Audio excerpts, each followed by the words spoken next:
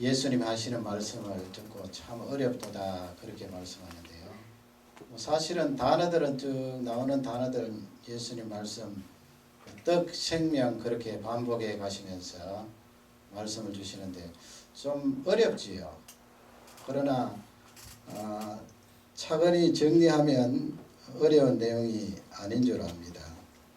그 사복음서에 다 그러니까 그 사건 내용이 다 나오는 몇 가지가 있는데요. 그것은 바로 십자가 예수님 죽으신 그 내용 마태, 마가, 누가, 요한 다 나오고요. 또 부활하신 그것 부활하신 역사적인 사실 사복음서에 다 나옵니다.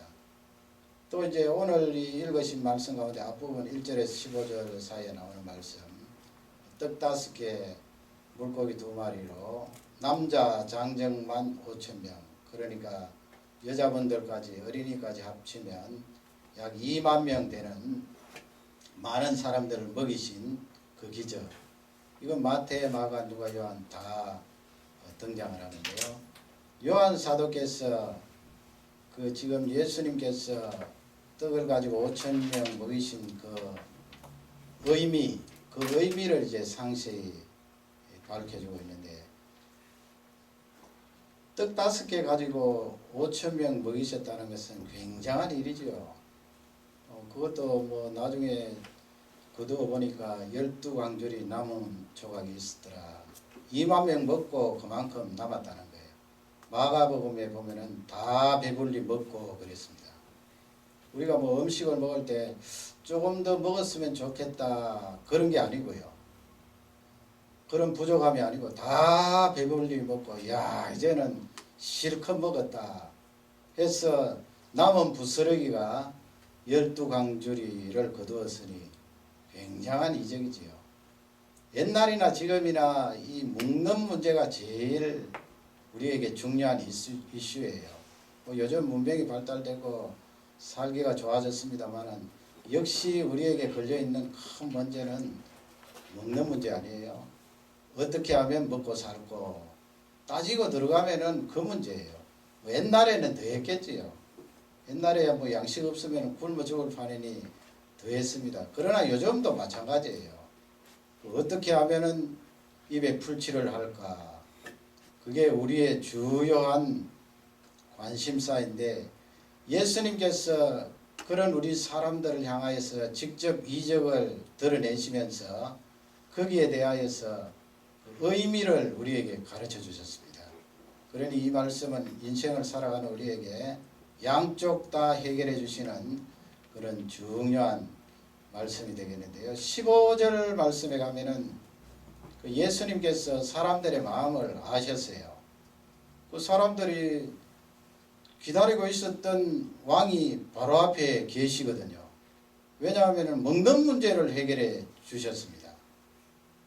못 먹어서 껄떡거리고 있는데 언제 이 나라의 메시아 임금님이 오셔서 우리나라를 잘 다스려서 평안히 잘 먹고 살게 하고 그 부분에 늘 관심사고 기대하고 사모하고 있었는데 예수님이 이렇게 떡을 가지고 나누어 주시는데 계속해서 나오니까 말이죠. 야 사람들 이제는 됐다. 우리가 기대하고 바라고 소망했던 임금님이 우리 앞에 계신다. 그렇게 해서 15절 말씀에 가면은 이 사람들이 예수님을 붙들고 억지로 임금님 삼으려고 그랬어요. 그 마음을 예수님이 다 하셨거든요. 그러니 산으로 다시 가셨다 그렇게 성경을 기록하는데 그렇게 되니까 이 사람들이 예수님을 찾으러 돌아다니는 거예요. 갈릴리 바다를 중심으로 이리 갔다 저리 갔다. 그래서 25절 말씀에 가면은 라비어 선생님 언제 여기 오셨습니까? 왔다 갔다 했는데도 예수님 만나 뵙지 못했는데 언제 여기에 오셨습니까? 사람들이 예수님을 찾고 기다리는 거예요. 그러니까 26절 말씀에 예수님이 그 사람들을 향하여서 너희가 기적을 표적을 보고 나를 찾은 것이 아니고 떡을 먹고 배부른 까닭이라 그랬습니다. 예수 그리스도를 찾는 이유가 무엇인가? 너희들이 배고파서 음식이 필요했는데 내가 음식을 공급해 주니까 배가 부르니까 나를 찾은 것 아니냐. 그렇게 말씀하시면서 이제 이 떡 문제에 대해서 쭉 설명하시면서 우리의 이 영생의 문제를 답변해 주시는 중요한 말씀이에요. 예수님께서 사람들에게 너희들이 배부른 까닭으로 나를 찾는구나 그렇게 말씀하시면서 49절 말씀에 가면요 그렇게 말씀을 하세요. 만나를 말씀하시면서 너희 조상들은 만나를 먹었지만은 죽었도다 그랬어요. 지금 이제 두 가지 말씀을 놓고 한번 생각해 보시기 바랍니다. 너희들이 배부른 까닭에 나를 찾고 있구나.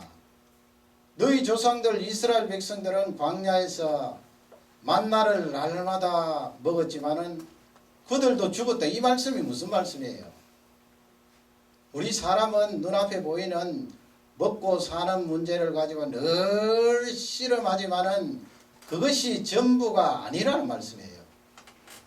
우리 사람은 어쩔 수 없어요. 육신을 가지고 있는 존재이기 때문에 늘 먹고 사는 문제를 어쩌면 제일 1순위에 두거든요. 이스라엘 백성들도 그래서 광야 40년 생활하면서 이 만나가 없었더라면 늘 하나님을 향하여서 원망했을 것입니다. 그러나 하나님께서 만나를 매일 내리심으로 그 먹는 문제를 해결해 주셨거든요.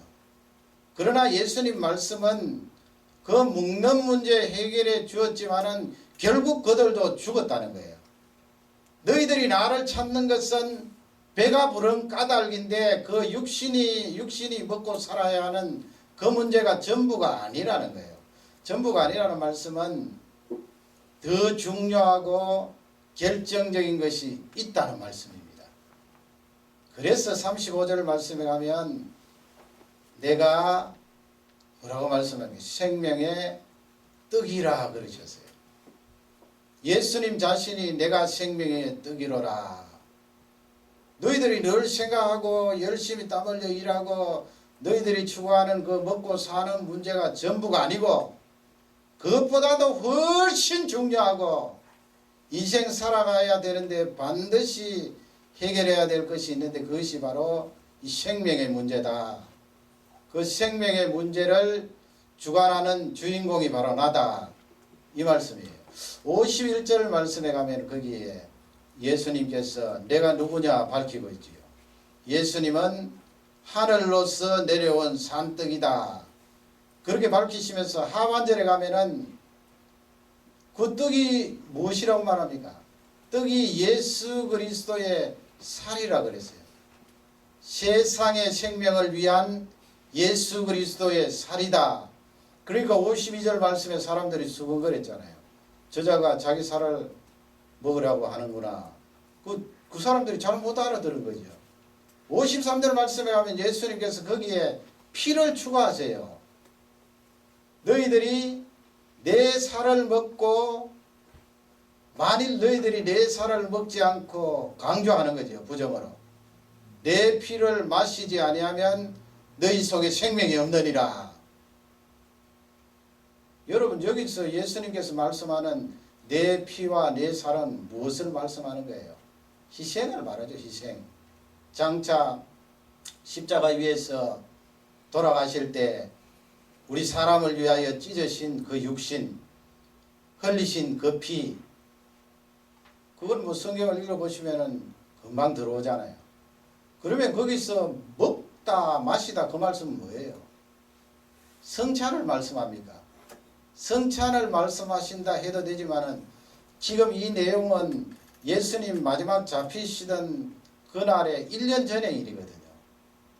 그러니까 사실상은 성찬을 염두에 두고 말씀하셨다 그렇게 해석해도 되지만 더 정확히 말하면 다른 의미가 있어요.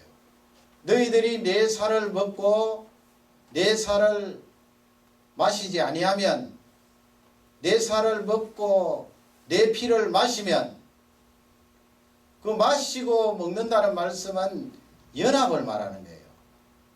연합했다는 말씀은 예수님이 우리 안에 계시고 우리가 예수님 안에 계시고 우리의 존재가 그러합니다, 여러분. 예수님이 내 안에 계세요. 내가 예수님 안에 계세요. 그 연합이라는 말씀이 어려우면 교제예요, 교제. 예수님이 뭐 구말리 장천에서 아무개야 그냥 부르시는 분이 아니고 직접 내 속에 계시면서 내가 예수님 속에 있으면서 교제하는 거예요. 가장 가까운 사이, 가장 친근한 사이로. 그래서 요한복음 중간에 보면은 너희들은 내 친구라 그랬잖아요. 예수님이 그 하나님이 나를 향하여서 친구라고 말씀하셨으니 그 가까움을 설명하고 있는 거예요. 그러면 먹고 마신다 이 말씀이 연합이요 교제라고 했는데 본문 말씀에서 구체적으로 그 교제한다는 내용이 나와 있어요. 그 세 가지인데 35절, 45절, 40절에 나와 있어요. 그 세 가지를 잠시 살펴보기를 원합니다. 첫 번째 35절은 뭐라고 되어 있습니까? 나에게 나아오는 자라고 그랬습니다. 여러분, 교제한다는 것은 가까이 나오는 거예요. 물론 뭐 요즘은 이 영상 매체라든지 워낙 문명이 발달되어서 멀리서도 교제할 수 있습니다만은 옛날 예수님 당시만 해도 어떻게 지금처럼 멀리서 교제할 수 있나요? 그 거리가, 물리적인 거리가 굉장히 중요하거든요. 가까이 있어야 되거든요. 예수님께서 내게 나아오는 자, 나아오는 그것이 교제입니다. 물론 근본적으로 하나님께서 나에게 먼저 찾아오셔서 나를 불러주시고 나에게 은혜를 주셨습니다마는 은혜 받은 나는, 하나님 자녀된 나는 예수 그리스도 앞에 늘 사모하면서 나아가는 거죠. 나아가는 게 뭐예요? 이렇게 금요일날 사모하면서 기도하는 자리에 나오고 예수 그리스도로 구원함을 받은 그 공동체 안에 들어가고 함께 교제를 하고 나누고 하는 거예요. 나아오는 자. 요한복음 10장 말씀에 나오는 것처럼 양과 목자에 비유해서 예수님은 목자고 우리는 양이지 않습니까? 그 목자 대신 예수님께서 우리의 이름을 불러가면서 그렇게 나오도록 하시는데요. 그 유대인들은 유목민입니다. 가축, 그 양이나 이런 염소를 키우는 그런 유목민인데요. 그래서 성경 말씀에 보면 양과 이 목자의 비유가 많이 나오는데 들판에서 그냥 양떼 치다가 밤 되면 어디 우리가 있으면 우리로 들어가고 아니면 굴 속에 들어가야 되거든요. 우리나 굴 속에 들어갈 때 이 목자가 굴 어기나 우리 입구를 딱 지키고 있으면 양이 이렇게 한 마리씩 나와서 들어가는 거예요. 근데 그 목자가 대개는 뭐 한 100마리, 150마리 그렇게 양떼를 지키는데 이름을 다 부른다고 그랬어요. 그 참 신기하죠. 양이 가지고 있는 개개 그 양의 이름을 불러가면서 잠자리로 그렇게 초청을 하는데 나오는 걸 말해요. 나와야 됩니다. 예수님 앞에 나오는 자가 바로 교제하는 자입니다. 그 다음에 두 번째는 45절 말씀인데 아버지께 듣고 그랬잖아요. 아버지께 듣고 배운 자. 듣는 거예요. 예수님과 내가 연합하였다는 것은 아버지의 말씀을 듣는 거예요. 예수님과 나와 교제한다는 것은 하나님 아버지의 말씀을 듣는 거예요. 내가 왜 영적으로 깔아지고 왜 영적으로 힘을 상실하게 되는가? 하나님 아버지의 말씀을 덜 들어서 그래요. 덜 읽고 덜 들어서 그래요. 이 하나님의 말씀은 무한한 능력이 있거든요.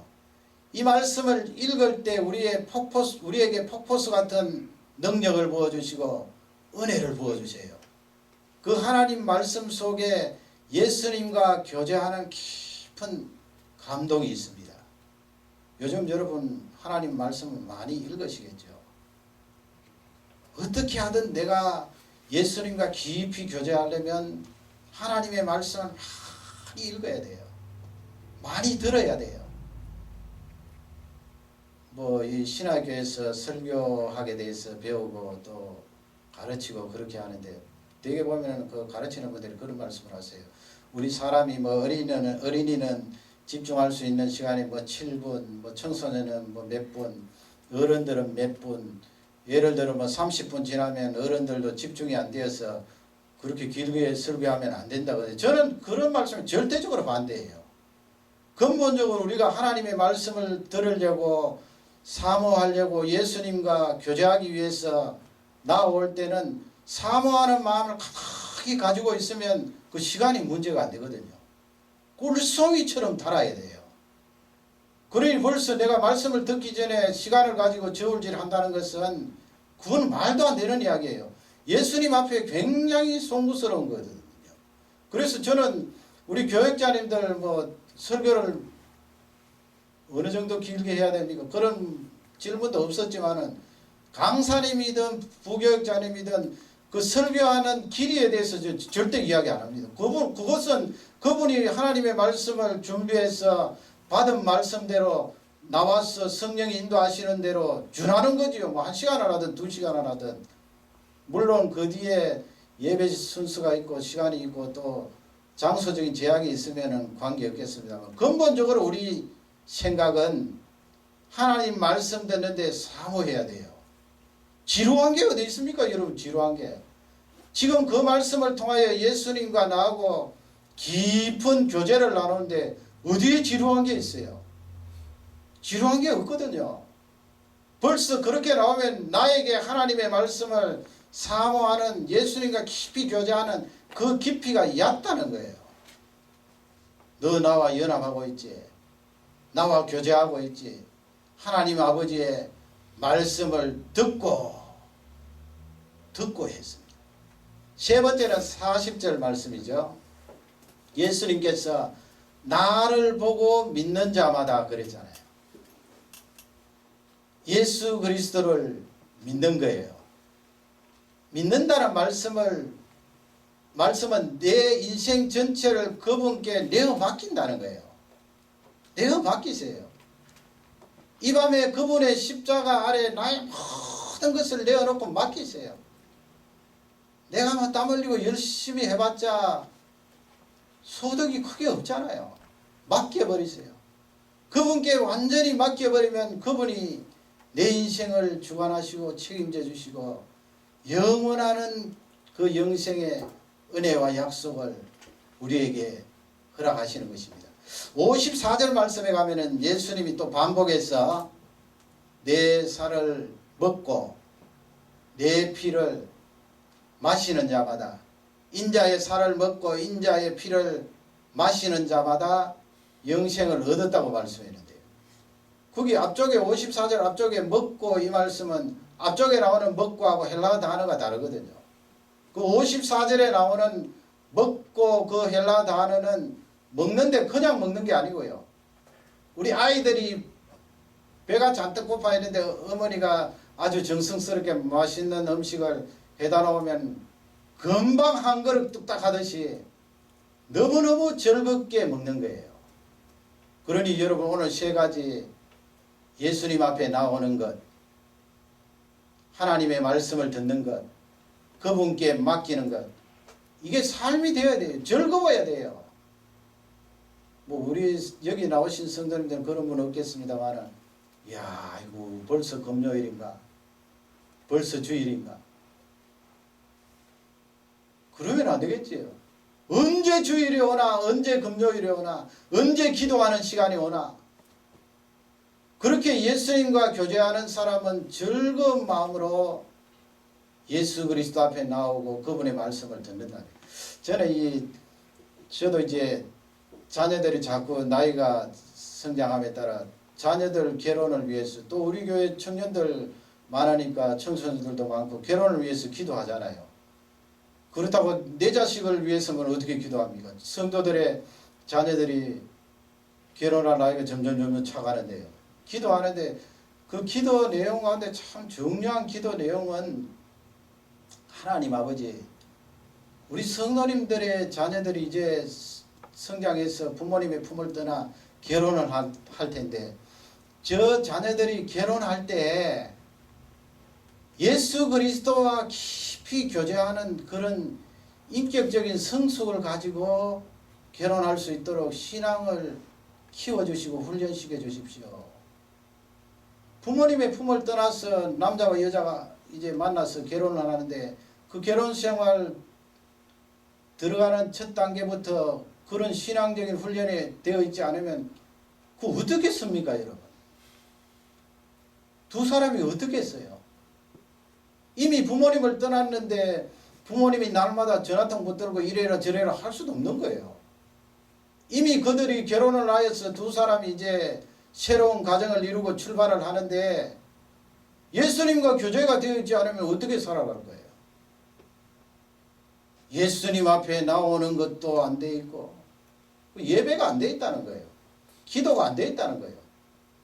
하나님의 말씀을 듣고 하나님의 말씀을 통하여 자기 홀로 쓰고 남편은 남편이 쓰고 아내는 아내가 쓰고 두 사람이 힘이 없으면 두 사람이 서로 힘을 합하여서 가정을 이렇게 세우고 이렇게 해야 되는데 부모님 품에 있다가 떠나보니까 신앙의 성숙이 없는 상태에서 힘들고 어려운 거예요. 중요한 기도 제목 아닙니까, 여러분?